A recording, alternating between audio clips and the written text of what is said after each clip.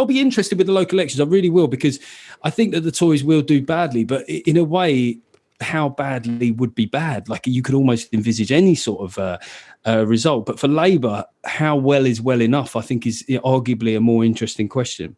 And that's what makes it weird that I vote Conservative. I grew up on a council estate. My dad was a big trade union man.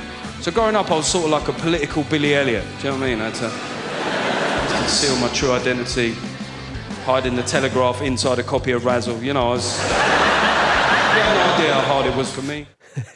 That's comedian Geoff Norcott, who's written his memoir. Surely he's too young to write a memoir. It's a book called Where Did I Go Right? In his attempt to explain the question he must surely get sick of having to answer. How did the son of a union official grew up in a housing estate in South London end up being a Tory? Well, Geoff's here now, and maybe he could tell us. Geoff, hello. Hi, Alexis. Well, the book actually is about, this is the paperback version that's come out, and we've sort of changed it a little bit in terms of the cover, because it's about, yes, it is about, how I ended up voting Conservative, but it's about a period of time of coming to political consciousness in the early 90s, during the major government, and then voting New Labour, and, how being working class and living on a council estate fed into that. So it kind of begins and ends with the 2019 general election, but it kind of gives me an excuse to write a memoir, really. And it's not just about politics. Some of it is about my insane parents. I mean, I just wanted to get some of the anecdotes about my mum and dad out there as well. Go on, tell us a few of those anecdotes. Well, one that people seem to bring up is that my mum, they were both quite maverick in their own way, but my mum was convinced I was getting persecuted by a teacher called Ms. Reed. And I think my mum seemed to take exception to her on account of the Ms thing. I don't know if you remember that. It was sort of ahead of pronouns, we had Ms. And my mum actually, unbeknownst to me, she dropped me off at school and locked us, sat in a cupboard, basically camped out in a cupboard in the classroom. I didn't know about this. And then Ms. Reed was having a pop at me, and out of the corner of the room, out of a cupboard, emerges my mother looking demented. And she grabs Ms. Reed by the wrist and frog marches her to the head teacher. So how did you feel when that happened? Oh, well, yeah, my mum's in the cupboard. It's all right. Nothing to see here. Yeah, well, two emotions. Well, there are a lot of emotions, really. One was shock. But then I looked at the rest of the kids in the class, and I sort of sensed a certain power, because you sort of think then, well, yeah, if you mess with me, mad women appear out of walls. That's quite a card to play. But then I guess there probably has been a secondary implication of that, which is that for the rest of my life, I guess the idea that my mum might just appear has lingered somewhere in my subconscious. Now, look, I know that the whole thing about you being sort of a right-wing comedian in a profession that's labelled as always, the lefty comedians, the lefty stand-ups. But where you ended up, voting Tory, was it because you were persuaded by the Conservative Party argument? Did the Conservatives win you over, or did the left lose you in your political journey? Which one was it, or does it come down to that? I mean, it's a bit of both, really. I can remember during the Blair years, I was on side, as most people of my age and background were. And then there was something about the middle of the noughties where, I don't know, I just saw a lot of people long-term unemployed, and the Labour Party didn't seem to have much of a strategy to get anyone back to work. There were successive generations of people that hadn't worked. Council tax was going up exponentially, and it wasn't a progressive tax. I mean, put it this way, I wasn't doing that well financially, and I sort of felt like the ugly one in a boy band. It was supposed to be this boom time. Everyone, because when the credit crunch happened, they said, "Oh, the good times are over." I was like, "Whoa, what good times? I didn't have any good times." And so I sort of thought that the New Labour had run out of steam a bit in the mid-noughties, particularly under Gordon Brown. It was a bit like the Tories are now, where it just seems to be an administration rolling from one kind of sort of bit of chaos to another. And then, meanwhile, I did like Cameron. I thought he was quite a slick operator. There was aspects of the way that the Tories spoke about debt and, fix the roof while the sun's shining. I don't know what's happened to that roof now, given how much they're spending. I mean, the roof, it turns out, was The route. It's a new metaphor now. Yeah. It's a new metaphor. It's a conservatory or something. But yeah, it was just, I just sort of discovered what I think a lot of people do. And I mean, and you mentioned voting Conservative, and that's certainly been the manifestation of it up to a point. But what I discovered was my political character, right? So where do you stand on those issues like personal responsibility, welfare state, and, you know, public spending, the size of the state?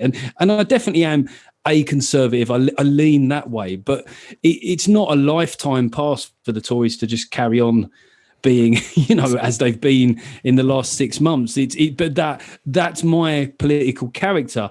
Whether these conservatives fit it exactly is another question. Do you ever see yourself going back to Labour, or are you sort of, would it be an issue for you professionally as well? Because of course you have made a bit of that, you know, that being a right-wing comedian is a bit of a sell when it comes to you. It makes you stand up.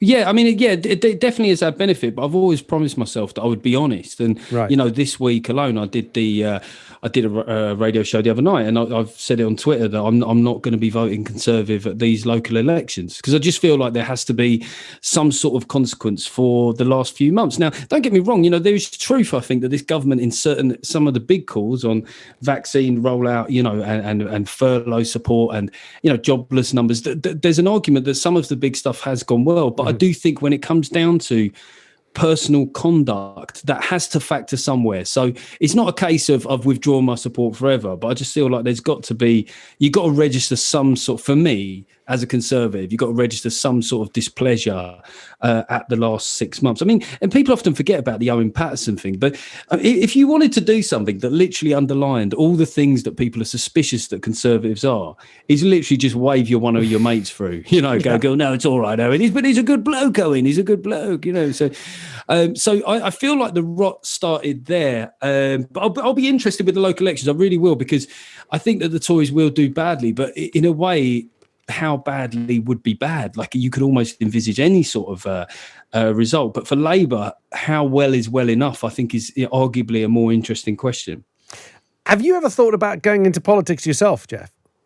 No, I mean, this job, I get to be in the world of politics. I get to wang on with my partially informed polemic. I mean, I can literally read a couple of, I mean, like, I love the Times, but I'll get it mostly from the first two paragraphs. I go, right, I've got an opinion on this now. I'm going to go out to bat with this. So I get to be that guy. Whereas politics, one thing I've noticed on, you know, and I've done Question Time 5 times now, is that the politicians, they're boxed into a very small cube. So every time they're talking, like right now, I've got no governor above me. You know, my agent might sometimes text me after an interview and going, that was an interesting shout, Geoff. Or did you really need to speak about the trans issue? Which I'm not going to do now before your producers get terrified. But, you know, it has happened.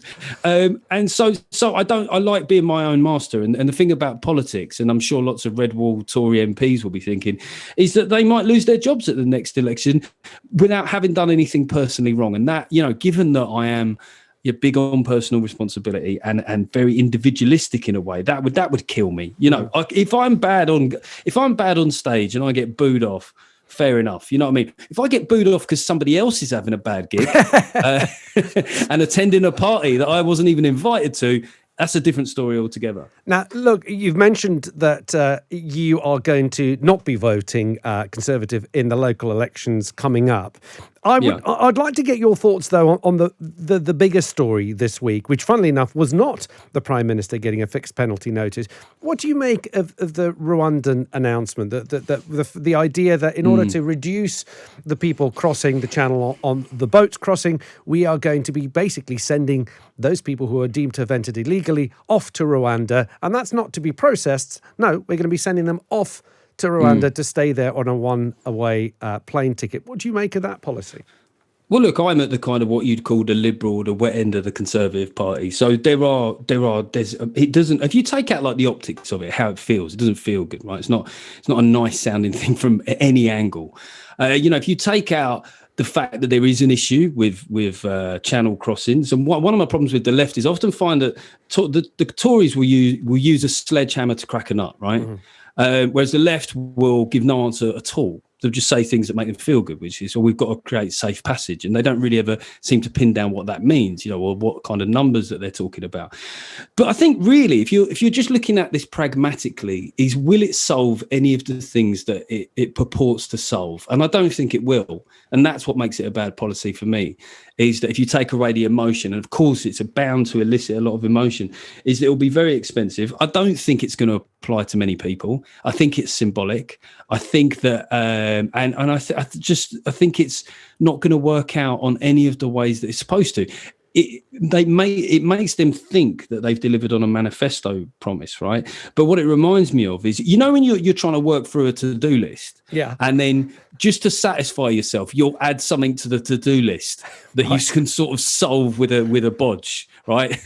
You just say, well, that'll take 2 seconds. So you add it and then you take it away. It sort of feels like a fake achievement. So no, I think it just, even if you look at it through a pragmatic lens, it doesn't solve the problem. I don't know how you solve the problem of channel crossings. I don't think it should be just left at the level that it is. But this doesn't feel like an answer in itself. Well, look, Geoff, it's been a pleasure speaking to you, and thank you for giving me all this time on your Easter weekend. Where did I go right? Is the paperback version's out already, isn't it? Yeah, it's out. It came out on Thursday. It's got a nice new cover. And look, a lot of people, there are some people that already read the book, but I think Audible have got an offer at the moment. So if you're hearing this monotone and thinking, I could do 7 hours of that, you know where to go. Is it you reading your book on Audible? It is me. Mate, Alexis, come on. With the margins involved, I could not afford Stephen Fry. That's going to be a great listen. Geoff, as always, thanks for your time. Thanks, mate. Geoff Norcott.